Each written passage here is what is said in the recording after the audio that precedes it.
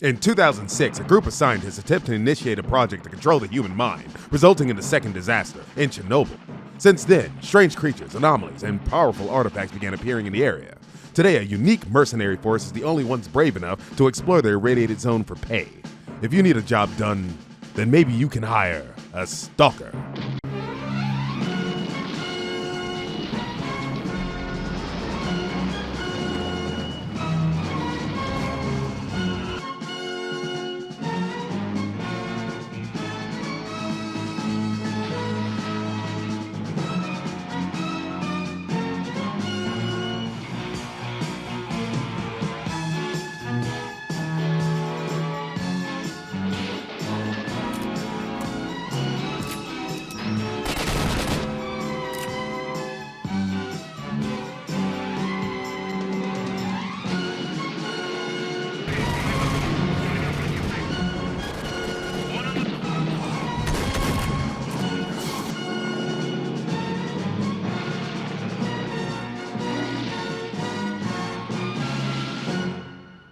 Stalker is a wonderfully paced game that allows you to explore the world as you want and interact how you want.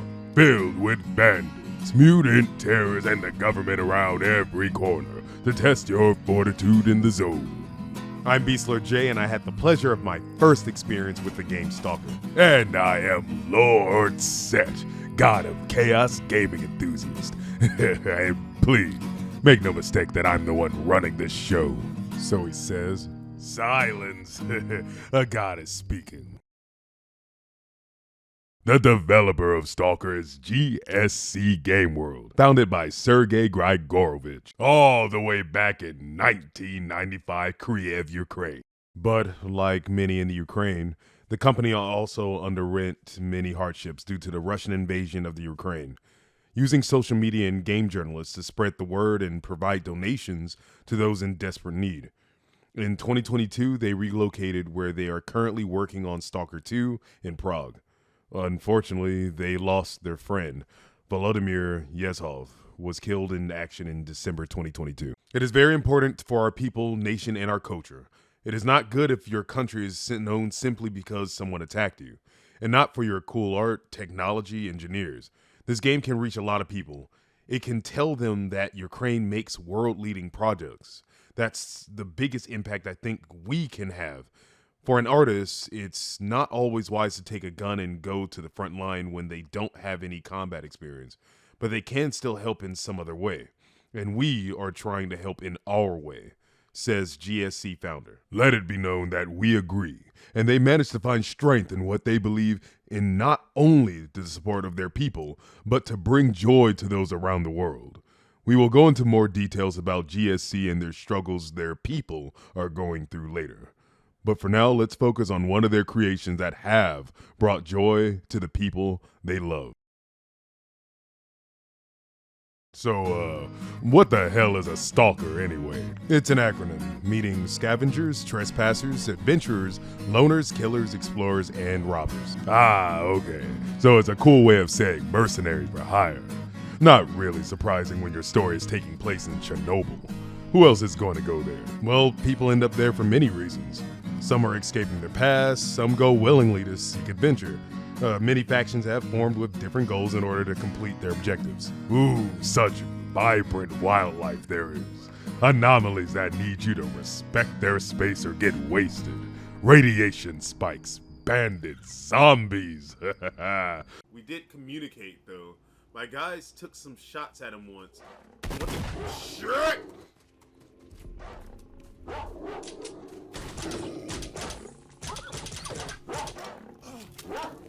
Bro, I'm standing. Oh, I was standing in the fire.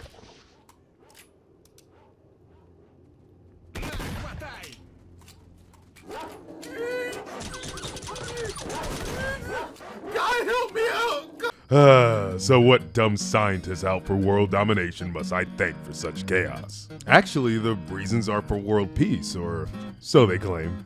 After the Chernobyl disaster, it was deemed to be the perfect place for science experiments, specifically those dealing in mind and its possible control of it.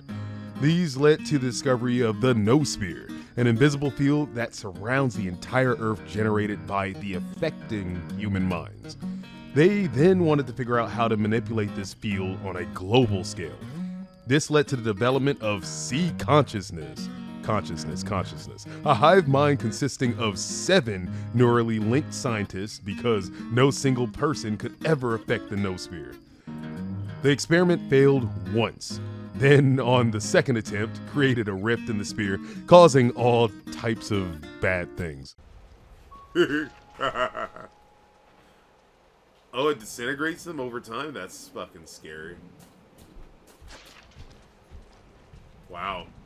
But also pretty cool things like artifacts. Those smart types really get a boner for those. Yes, but that was the problem. Despite how dangerous it was, many people kept coming to the zone for reasons such as the artifacts.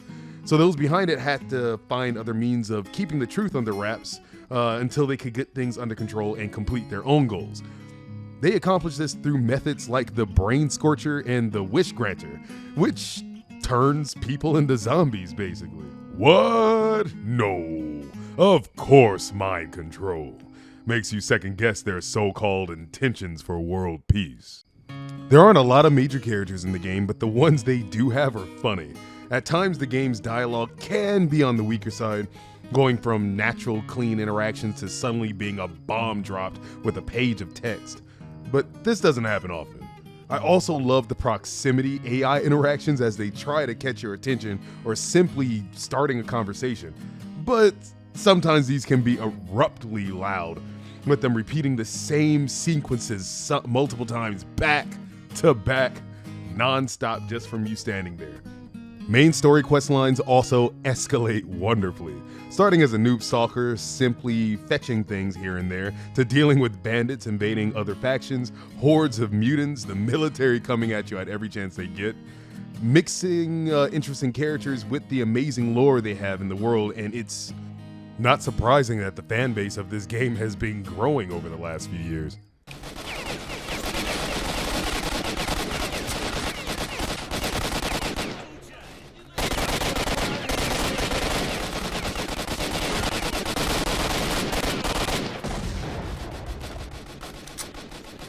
Indeed, I am loving the stage layout for major areas also.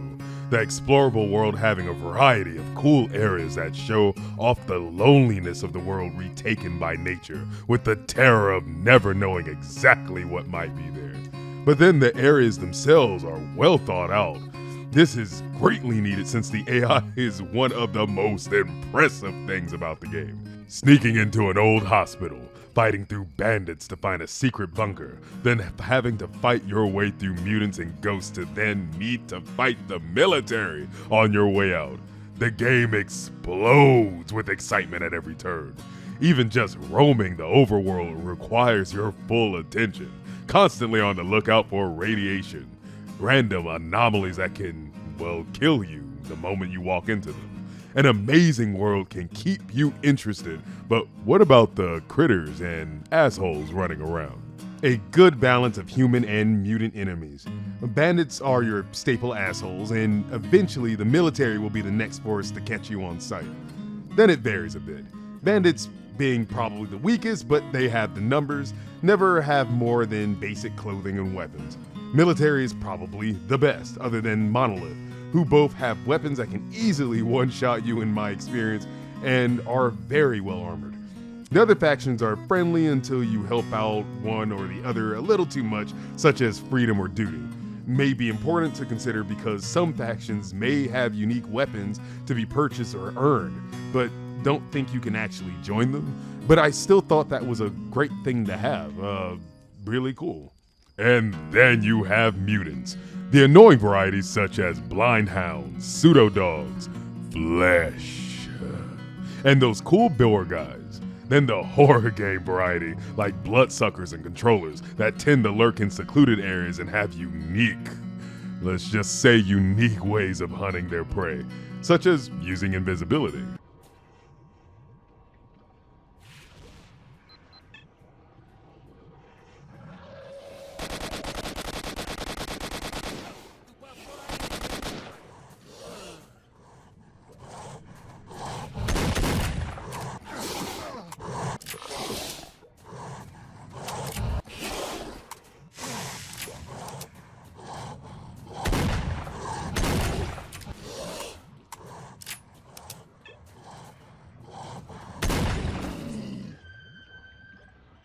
But don't worry, because in this game you get a variety of weapons that help you keep their asses back.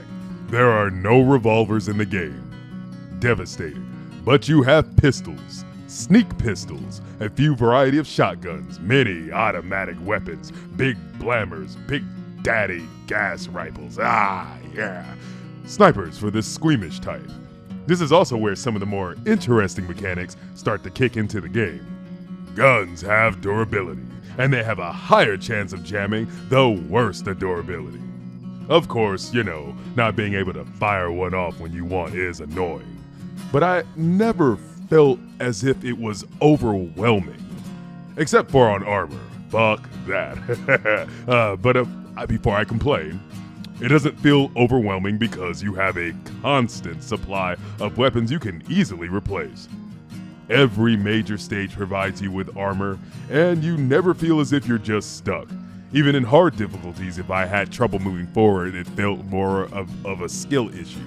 Except when it came to armor, because there were so many times when we just got shot once and died. I was provided with more than enough healing supplies, though, to support my bad plays. I love that food was also a factor in this game. Then the artifacts really excited me. If you want to think of them in RPG terms, they would be accessories. Each one has a tier, and they affect your stats in different ways. Some can raise your resistance to bullets, impact, radiation, but they also have downsides to stats. But I love them because it allows you to adjust your you want in certain situations. From running nearly infinitely to eating radiation for dessert. You're gonna need it too, because when we get to the most impressive thing about this game, you'll understand. Quiet, this is my part. The AI is insanely precise, clever, and chaotic. Humans and mutants are both programmed so well, it puts most modern AI to shame. Mutants behave closer to what you would expect in a horror game. Sneaking, striking at the right opportunity. Stay absolutely quiet till the moment they can scare the shit out of you. But some have unique interactions. Blind dogs react to sound more. Mutants can be seen fighting. Also, some react when you're hitting them. Bloodsuckers will come at you till the death, but many dogs, when damaged, will whimper and leave. The human soldiers are even more impressive than that. Even in lower difficulties, you need to show them respect or get thrashed 10 times in a row. Sometimes I forget I'm playing against AI, actually. They often do what actual players would do in the lowest level of play, firing shots then reloading behind cover. Some moving forward while allies fire from behind cover to cover them. Crouching and slowly peeking behind corners for precise shots that are hard to spot. If moving in different directions while shooting and being shot to evade damage. You add this with the fact that later enemies have amazing armor and weapons, and they become a force to be feared. All of this adds to the serious horror vibes this game gives off, actually. The sound quality is really good. The game itself, the normal sounds that you typically hear are pretty chill, but guns are loud and have impact. Human enemies will scare you at random times because they're constantly trying to sneak or hiding in rooms. The eerie intensity on many of the stages are also very unsettling.